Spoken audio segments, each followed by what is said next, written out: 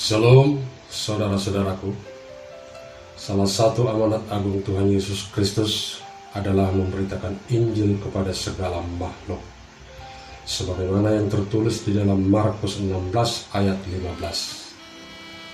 Walaupun kita bukan seorang pendeta atau pastor atau sejenisnya, tetapi sebagai pengikut Kristus, kita juga bisa menunaikan amanat itu dengan cara membagikan firman Tuhan yang dibacakan dalam channel ini. Dalam video kali ini, kita akan membaca firman Tuhan yang tertulis dalam Injil Matius pasal 1 sampai pasal 5. Demikian bunyinya. Matius 1. Silsilah Yesus Kristus. Inilah silsilah Yesus Kristus, anak Daud, anak Abraham. Abraham memperanakkan Ishak, Ishak memperanakkan Yakub, Yakub memperanakkan Yehuda dan saudara-saudaranya. Yehuda memperanakkan Peres dan Zerah dari Tamar. Peres memperanakkan Hesron, Hesron memperanakkan Ram, Ram memperanakkan Aminadab, Aminadab memperanakkan Nahason, Nahason memperanakkan Salmon, Salmon memperanakkan Boas dari Rahab, Boas memperanakkan Obed dari Rut, Obed memperanakkan Isai, Isai memperanakkan Raja Daud, Daud memperanakkan Salomo dari istri Uria, Salomo memperanakkan Rehabeam, Rehabeam memperanakkan Abia, Abia memperanakkan Asa, Asa memperanakkan Yosafat, Yosafat memperanakkan Yoram, Yoram memperanakkan Uzia, Uzia memperanakkan Yotam, Yotam memperanakkan Ahas, Ahas memperanakkan Hizkia, Hizkia memperanakkan Manasye, Manasye memperanakkan Amon, Amon memperanakkan Yosia, Yosia memperanakkan Yehonia dan saudara-saudaranya pada waktu pembuangan ke Babel. Sesudah pembuangan ke Babel, Yehonia memperanakkan Sealtiel, Sealtiel memperanakkan Zerubabel, Zerubabel memperanakkan Abihud, Abihud memperanakkan Eliakim, Eliakim memperanakkan Azor, Azor memperanakkan Zadok, Zadok memperanakkan Akim, Akim memperanakkan Eliud, Eliud memperanakkan Eleazar, Eleazar memperanakkan Matan, Matan memperanakkan Yakub, Yakub memperanakkan Yusuf suami Maria yang melahirkan Yesus yang disebut Kristus. Jadi seluruhnya ada 14 keturunan dari Abraham sampai Daud, 14 keturunan dari Daud sampai pembuangan ke Babel, dan 14 keturunan dari pembuangan ke Babel sampai Kristus. Kelahiran Yesus Kristus. Kelahiran Yesus Kristus adalah seperti berikut. Pada waktu Maria, ibunya bertunangan dengan Yusuf, ternyata ia mengandung dari Roh Kudus sebelum mereka hidup sebagai suami istri. Karena Yusuf suaminya seorang yang tulus hati dan tidak mau mencemarkan nama istrinya di muka umum, ia bermaksud menceraikannya dengan diam-diam. Tetapi ketika ia mempertimbangkan maksud itu, malaikat Tuhan nampak kepadanya dalam mimpi dan berkata, "Yusuf, anak Daud, janganlah engkau takut mengambil Maria sebagai istrimu, sebab anak yang di dalam kandungannya adalah dari Roh Kudus. ia akan melahirkan anak laki-laki, dan engkau akan menamakan dia Yesus, karena dialah yang akan menyelamatkan umatnya dari dosa mereka. Hal itu supaya genaplah yang difirmankan Tuhan oleh Nabi. Sesungguhnya anak darah itu akan mengandung dan melahirkan seorang anak laki-laki, dan mereka akan menamakan dia Immanuel, yang berarti Allah menyertai kita. Sesudah bangun dari tidurnya, Yusuf berbuat seperti yang diperintahkan malaikat Tuhan itu kepadanya. Ia mengambil Maria sebagai istrinya, tetapi tidak bersetubuh dengan dia sampai ia melahirkan anaknya laki-laki, dan Yusuf menamakan dia Yesus. Matius 2. Sesudah Yesus dilahirkan di Betlehem di tanah Yudea pada zaman Raja Herodes, datanglah orang-orang Majus dari timur ke Yerusalem dan bertanya-tanya, "Di manakah dia, raja orang Yahudi yang baru dilahirkan itu? Kami telah melihat bintangnya di timur, dan kami datang untuk menyembah dia." Ketika Raja Herodes mendengar hal itu, terkejutlah ia beserta seluruh Yerusalem. Maka dikumpulkannya semua imam, kepala, dan ahli Taurat bangsa Yahudi. Lalu dimintanya keterangan dari mereka, di mana Mesias akan dilahirkan. Mereka berkata kepadanya, "Di Betlehem di tanah Yudea, karena demikianlah ada tertulis dalam kitab Nabi. Dan engkau Betlehem, tanah Yudea, engkau sekali-sekali bukanlah yang terkecil di antara mereka yang memerintah Yehuda. Karena daripadamulah akan bangkit seorang pemimpin yang akan menggembalakan umatku Israel." Lalu dengan diam-diam Herodes memanggil orang-orang Majus itu, dan dengan teliti bertanya kepada mereka, bila mana bintang itu nampak. Kemudian ia menyuruh mereka ke Betlehem, katanya, "Pergi dan selidikilah dengan seksama hal-hal mengenai anak itu, dan segera sesudah kamu menemukan dia, kabarkanlah kepadaku, supaya aku pun datang menyembah dia." Setelah mendengar kata-kata raja itu, berangkatlah mereka, dan lihatlah, bintang yang mereka lihat di timur itu mendahului mereka hingga tiba dan berhenti di atas tempat di mana anak itu berada. Ketika mereka melihat bintang itu, sangat bersukacitalah mereka. Maka masuklah mereka ke dalam rumah itu dan melihat anak itu bersama Maria, ibunya, lalu sujud menyembah dia. Mereka pun membuka tempat harta bendanya dan mempersembahkan kepadanya, yaitu emas, kemenyan, dan mur.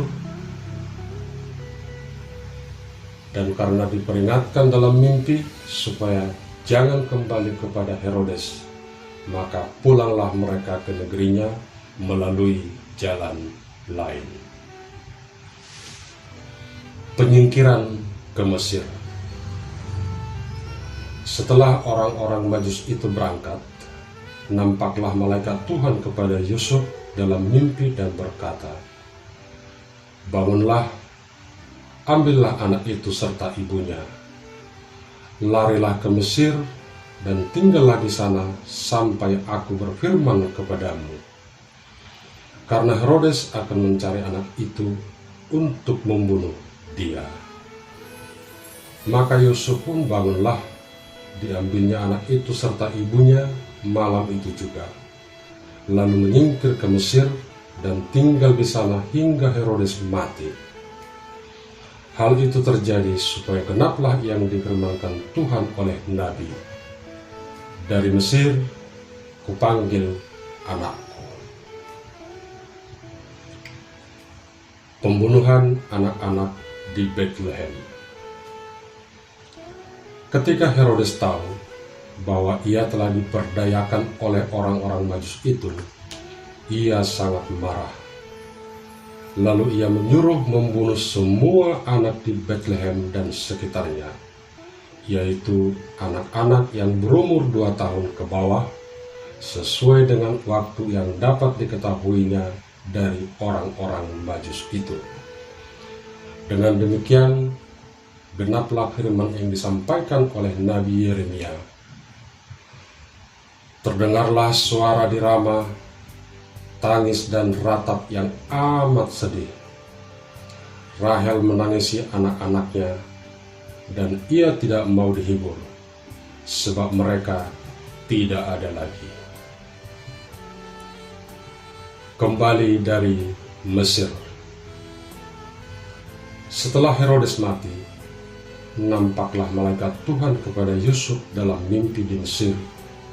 Katanya, "Bangunlah, ambillah anak itu serta ibunya, dan berangkatlah ke tanah Israel, karena mereka yang hendak membunuh anak-anak itu sudah mati." Lalu Yusuf pun bangunlah, diambilnya anak itu serta ibunya, dan pergi ke tanah Israel. Tetapi setelah didengarnya bahwa Arkhelaus menjadi raja di Yudea menggantikan Herodes, ayahnya, ia takut ke sana. Karena dinasihati di dalam mimpi, pergilah Yusuf ke daerah Galilea. Setibanya di sana, ia pun tinggal di sebuah kota yang bernama Nazaret.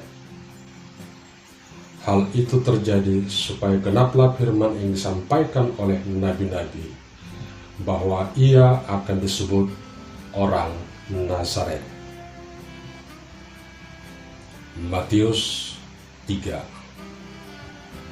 Yohanes Pembaptis. Pada waktu itu tampillah Yohanes Pembaptis di padang gurun Yudea dan memberitakan, "Bertobatlah, sebab kerajaan surga sudah dekat." Sesungguhnya dialah yang dimaksudkan Nabi Yesaya ketika ia berkata, "Ada suara orang yang berseru-seru di padang gurun, persiapkanlah jalan untuk Tuhan, luruskanlah jalan baginya." Yohanes memakai jubah bulu unta dan ikat pinggang kulit, dan makanannya belalang dan madu hutan. Maka datanglah kepadanya penduduk dari Yerusalem, dari seluruh Yudea, dan dari seluruh daerah sekitar Yordan. Lalu sambil mengaku dosanya, mereka dibaptis oleh Yohanes di sungai Yordan. Tetapi waktu ia melihat banyak orang Farisi dan orang Saduki datang untuk dibaptis, berkatalah ia kepada mereka, "Hai kamu keturunan ular beludak, siapakah yang mengatakan kepada kamu bahwa kamu dapat melarikan diri dari murka yang akan datang? Jadi hasilkanlah buah yang sesuai dengan pertobatan. Dan janganlah mengira bahwa kamu dapat berkata dalam hatimu, 'Abraham adalah bapa kami,' karena aku berkata kepadamu, Allah dapat menjadikan anak-anak bagi Abraham dari batu-batu ini. Kapak sudah tersedia pada akar pohon, dan setiap pohon yang tidak menghasilkan buah yang baik pasti ditebang dan dibuang ke dalam api. Aku membaptis kamu dengan air sebagai tanda pertobatan, tetapi ia yang akan datang kemudian daripadaku lebih berkuasa daripadaku, dan aku tidak layak melepaskan kasutnya. Ia akan membaptiskan kamu dengan Roh Kudus dan dengan api. alat penampi sudah di tangannya. Ia akan membersihkan tempat pengirikannya dan mengumpulkan gandumnya ke dalam lumbung. Tetapi demu jerami itu akan dibakarnya dalam api yang tidak terpadamkan. Yesus dibaptis Yohanes. Maka datanglah Yesus dari Galilea ke Yordan kepada Yohanes untuk dibaptis olehnya. Tetapi Yohanes mencegah dia, katanya, "Akulah yang perlu dibaptis olehmu, dan engkau yang datang kepadaku." Lalu Yesus menjawab, katanya kepadanya, "Biarlah hal itu terjadi, karena demikianlah sepatutnya kita menggenapkan seluruh kehendak Allah." Dan Yohanes pun menurutinya. Sesudah dibaptis, Yesus segera keluar dari air, dan pada waktu itu juga langit terbuka, dan ia melihat Roh Allah seperti burung merpati turun ke atasnya. Lalu terdengarlah suara dari surga yang mengatakan, "Inilah anakku yang kukasihi, kepadanyalah aku berkenan." Matius 4. Pencobaan di padang gurun.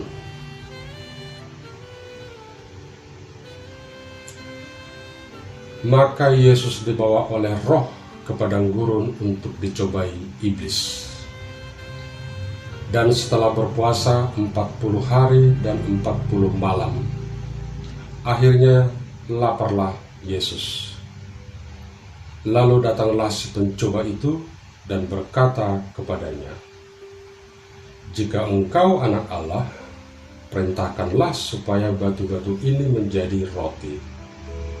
Tetapi Yesus menjawab, "Ada tertulis, manusia hidup bukan dari roti saja, tetapi dari setiap firman yang keluar dari mulut Allah." Kemudian iblis membawanya ke kota suci dan menempatkan dia di hubungan bait Allah. Lalu berkata kepadanya, "Jika engkau anak Allah, jatuhkanlah dirimu ke bawah, sebab ada tertulis, mengenai engkau, ia akan memerintahkan malaikat-malaikatnya, dan mereka akan menatang engkau di atas tangannya, supaya kakimu jangan terantuk kepada batu." Yesus berkata kepadanya, "Ada pula tertulis, janganlah engkau mencobai Tuhan Allahmu." Dan iblis membawanya pula ke atas gunung yang sangat tinggi dan memperlihatkan kepadanya semua kerajaan dunia dengan kemegahannya, dan berkata kepadanya, "Semua itu akan kuberikan kepadamu jika engkau sujud menyembah aku." Maka berkatalah Yesus kepadanya, "Enyahlah iblis, sebab ada tertulis, engkau harus menyembah Tuhan Allahmu, dan hanya kepada Dia sajalah engkau berbakti." Lalu iblis meninggalkan dia, dan lihatlah malaikat-malaikat datang melayani Yesus. Yesus tampil di Galilea. Tetapi waktu Yesus mendengar bahwa Yohanes telah ditangkap, menyingkirlah ia ke Galilea. Ia meninggalkan Nazaret dan diam di Kapernaum, di tepi danau, di daerah Zebulon dan Naftali, supaya genaplah firman yang disampaikan oleh Nabi Yesaya, "Tanah Zebulon dan tanah Naftali jalan ke laut, daerah seberang sungai Yordan Galilea, wilayah bangsa-bangsa lain, bangsa yang diam dalam kegelapan, telah melihat terang yang besar, dan bagi mereka yang diam di negeri yang dinaungi maut, telah terbit terang." Sejak waktu itulah Yesus memberitakan, "Bertobatlah, sebab kerajaan surga sudah dekat." Yesus memanggil murid-murid yang pertama.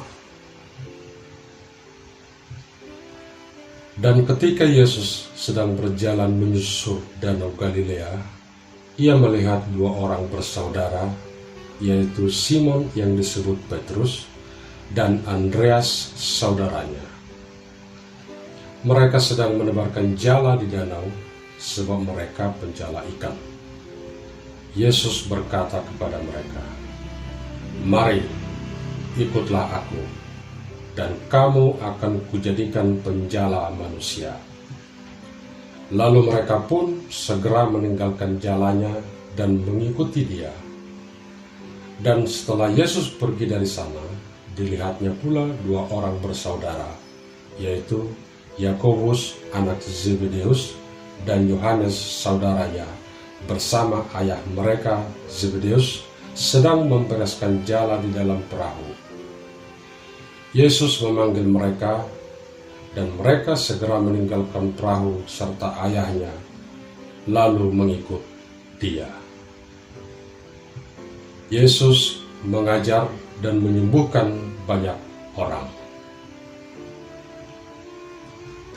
Yesus pun berkeliling di seluruh Galilea. Ia mengajar dalam rumah-rumah ibadat dan memberitakan Injil Kerajaan Allah serta melenyapkan segala penyakit dan kelemahan di antara bangsa itu.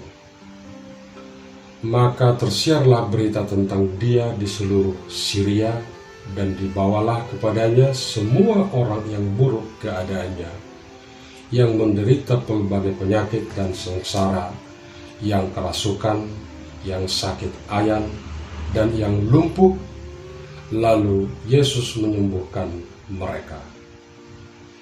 Maka orang banyak berbondong-bondong mengikuti dia.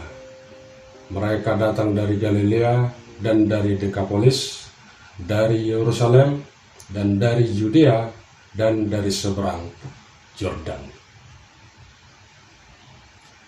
Matius 5. Khotbah di bukit. Ketika Yesus melihat orang banyak itu, naiklah ia ke atas bukit, dan setelah ia duduk, datanglah murid-muridnya kepadanya. Maka Yesus pun mulai berbicara dan mengajar mereka, katanya, "Berbahagialah orang yang miskin di hadapan Allah, karena merekalah yang mempunyai kerajaan surga. Berbahagialah orang yang berduka cita, karena mereka akan dihibur. Berbahagialah orang yang lemah lembut, karena mereka akan memiliki bumi. Berbahagialah orang yang lapar dan haus akan kebenaran, karena mereka akan dipuaskan. Berbahagialah orang yang murah hatinya, karena mereka akan beroleh kemurahan. Berbahagialah orang yang suci hatinya, karena mereka akan melihat Allah. Berbahagialah orang yang membawa damai, karena mereka akan disebut anak-anak Allah. Berbahagialah orang yang dianiaya oleh sebab kebenaran, karena merekalah yang mempunyai kerajaan surga. Berbahagialah kamu jika karena aku kamu dicela dan dianiaya, dan kepadamu difitnahkan segala yang jahat. Bersukacita dan bergembiralah, karena upahmu besar di surga, sebab demikian juga telah dianiaya nabi-nabi yang sebelum kamu." Garam dunia dan terang dunia. Kamu adalah garam dunia. Jika garam itu menjadi tawar, dengan apakah ia diasinkan? Tidak ada lagi gunanya selain dibuang dan diinjak orang. Kamu adalah terang dunia. kota yang terletak di atas gunung tidak mungkin tersembunyi. Lagi pula, orang tidak menyalakan pelita lalu meletakkannya di bawah gantang, melainkan di atas kaki dian, sehingga menerangi semua orang di dalam rumah itu. Demikianlah hendaknya terangmu bercahaya di depan orang, supaya mereka melihat perbuatanmu yang baik dan memuliakan Bapamu yang di surga. Yesus dan hukum Taurat. Janganlah kamu menyangka bahwa aku datang untuk meniadakan hukum Taurat atau kitab para nabi. Aku datang bukan untuk meniadakannya, melainkan untuk menggenapinya. Karena aku berkata kepadamu, sesungguhnya selama belum lenyap langit dan bumi ini, satu iota atau satu titik pun tidak akan ditiadakan dari hukum Taurat sebelum semuanya terjadi. Karena itu, siapa yang meniadakan salah satu perintah hukum Taurat, sekalipun yang paling kecil, dan mengajarkannya demikian kepada orang lain, ia akan menduduki tempat yang paling rendah di dalam kerajaan surga. Tetapi siapa yang melakukan dan mengajarkan segala perintah hukum Taurat, ia akan menduduki tempat yang tinggi di dalam kerajaan surga. Maka aku berkata kepadamu, jika hidup keagamaanmu tidak lebih benar daripada hidup keagamaan ahli-ahli Taurat dan orang-orang Farisi, sesungguhnya kamu tidak akan masuk ke dalam kerajaan surga. Kamu telah mendengar yang difirmankan kepada nenek moyang kita, jangan membunuh. Siapa yang membunuh harus dihukum. Tetapi aku berkata kepadamu, setiap orang yang marah terhadap saudaranya harus dihukum. Siapa yang berkata kepada saudaranya kafir harus dihadapkan ke mahkamah agama. Dan siapa yang berkata jahil harus diserahkan ke dalam neraka yang menyala-nyala. Sebab itu, jika engkau mempersembahkan persembahanmu di atas mezbah, dan engkau teringat akan sesuatu yang ada di dalam hati saudaramu terhadap engkau, tinggalkanlah persembahanmu di depan mezbah itu, dan pergilah berdamai dahulu dengan saudaramu, lalu kembali untuk mempersembahkan persembahanmu itu. Segeralah berdamai dengan lawanmu selama engkau bersama-sama dengan dia di tengah jalan, supaya lawanmu itu jangan menyerahkan engkau kepada hakim, dan hakim itu menyerahkan engkau kepada pembantunya, dan engkau dilemparkan ke dalam penjara. Aku berkata kepadamu, sesungguhnya engkau tidak akan keluar dari sana sebelum engkau membayar hutangmu sampai lunas. Kamu telah mendengar firman, jangan berzina. Tetapi aku berkata kepadamu, setiap orang yang memandang perempuan serta menginginkannya sudah berzina dengan dia di dalam hatinya. Maka jika matamu yang kanan menyesatkan engkau, cungkillah dan buanglah itu. Karena lebih baik bagimu jika satu dari anggota tubuhmu binasa, daripada tubuhmu dengan utuh dicampakkan ke dalam neraka. Dan jika tanganmu yang kanan menyesatkan engkau, penggallah dan buanglah itu. Karena lebih baik bagimu jika satu dari anggota tubuhmu binasa, daripada tubuhmu dengan utuh masuk neraka. Telah difirmankan juga, siapa yang menceraikan istrinya harus memberi surat cerai kepadanya. Tetapi aku berkata kepadamu, setiap orang yang menceraikan istrinya kecuali karena zina, ia menjadikan istrinya berzina. Dan siapa yang kawin dengan perempuan yang diceraikan, ia berbuat zina. Kamu telah mendengar pula yang difirmankan kepada nenek moyang kita, jangan bersumpah palsu, melainkan peganglah sumpahmu di depan Tuhan. Tetapi aku berkata kepadamu, janganlah sekali-sekali bersumpah baik demi langit, karena langit adalah tahta Allah, maupun demi bumi, karena bumi adalah tumpuan kakinya, ataupun demi Yerusalem, karena Yerusalem adalah kota raja besar. Janganlah juga engkau bersumpah demi kepalamu, karena engkau tidak berkuasa memutihkan atau menghitamkan sehelai rambut pun. Jika ya, hendaklah kamu katakan ya. Jika tidak, hendaklah kamu katakan tidak. Apa yang lebih daripada itu berasal dari si jahat. Kamu telah mendengar firman, mata ganti mata dan gigi ganti gigi. Tetapi aku berkata kepadamu, janganlah kamu melawan orang yang berbuat jahat kepadamu, melainkan siapapun yang menampar pipi kananmu, berilah juga kepadanya pipi kirimu. Dan kepada orang yang hendak mengadukan engkau karena mengingini bajumu, serahkanlah juga jubahmu. Dan siapapun yang memaksa engkau berjalan sejauh 1 mil, berjalanlah bersama dia sejauh 2 mil. Berilah kepada orang yang meminta kepadamu, dan janganlah menolak orang yang mau meminjam daripadamu. Kamu telah mendengar firman, kasihilah sesamamu manusia, dan bencilah musuhmu. Tetapi aku berkata kepadamu, kasihilah musuhmu, dan berdoalah bagi mereka yang menganiaya kamu.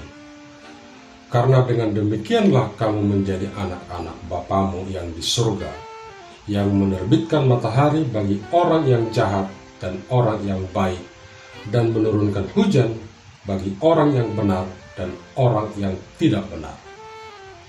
Apabila kamu mengasihi orang yang mengasihi kamu, apakah upahmu? Bukankah pemungut cukai juga berbuat demikian? Dan apabila kamu hanya memberi salam kepada saudara-saudaramu saja, apakah lebihnya daripada perbuatan orang lain? Bukankah orang yang tidak mengenal Allah pun berbuat demikian? Karena itu, haruslah kamu sempurna, sama seperti Bapamu yang di surga adalah sempurna. Demikianlah pembacaan firman Tuhan kali ini. Shalom, Tuhan Yesus memberkati.